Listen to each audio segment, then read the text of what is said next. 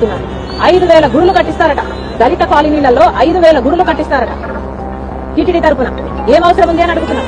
ఏ దళిత colony వచ్చి మాకు TTD గుడులు ఇక్కడ కావాలి అని అడిగారో చంద్రబాబు గారు సమాధానం చెప్పాలి. టీటీడీ పవిత్రమైన గుడే, ఎవరూ కాదనటం లేదు. కానీ వాళ్ళకు అధికంగా డబ్బులుంటే ఆ డబ్బులతో ప్రజలకు సేవ చేయాలి తప్పితే ఇలా రాజ్యాంగానికి వ్యతిరేకంగా ఆర్ఎస్ఎస్ సిద్ధాంతాన్ని నెత్తినెత్తుకుని దేశమంతా గుడులు కట్టిస్తామనడం చాలా అసలు భావ్యం కాదు అని చెప్తున్నాం. టీటీడీ కట్టించడాన్ని కాంగ్రెస్ పార్టీ తీవ్రంగా వ్యతిరేకిస్తుంది. ఇది మన సెక్యులరిజం విధానానికి చాలా వ్యతిరేకం. క్రిస్టియన్ షర్మిల, కన్వర్టెడ్ షర్మిల, నీకెంత ధైర్యం ఉంటే హిందూ దేశంలో హిందువులు గుళ్ళు కట్టుకుంటే అది రాజ్యాంగ వ్యతిరేకమవుతుందని మాట్లాడుతావు?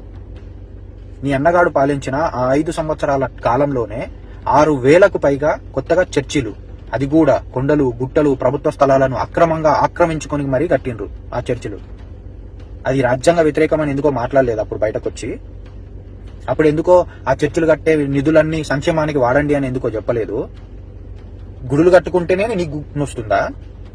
5,000 కాదు 50,000 గుళ్ళు కడతాం. ఎందుకు? మేము బరాబర్ ట్యాక్సులు కడుతున్నాం.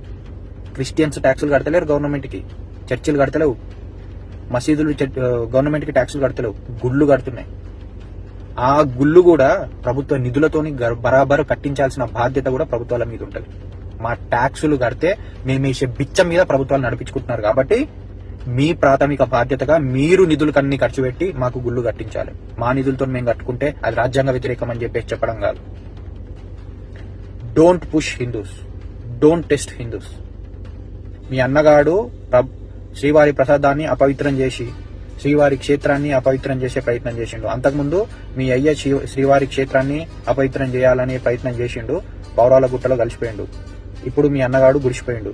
ఆ అన్నగాడు ఎల్ల దొబ్బితే నువ్వు కూడా రోడ్ల పాలైనవు. ఎవరైతే మీ అయ్యని చంపిర్రని చెప్పేసి ఇండైరెక్ట్ గా ఆరోపణలు చేసారో ఆ పార్టీ పంచన ఏరి ఆ పార్టీ సంకనెక్కాల్సిన దౌర్భాగ్యమైన పరిస్థితి నీకు వచ్చింది. ఇంకా హిందువులను కించపరుస్తాము, ఇంకా హిందువులను అవమానపరుస్తాము అనుకుంటే నీ గతి కూడా మీ అయ్య గతి అవుతుంది. అట్లనే పౌరాల గుట్టలలో కలిసిపోతావు. దయచేసి హిందువులను పుష్ చేయకండి, హిందువుల సహనాన్ని టెస్ట్ చేయకండి.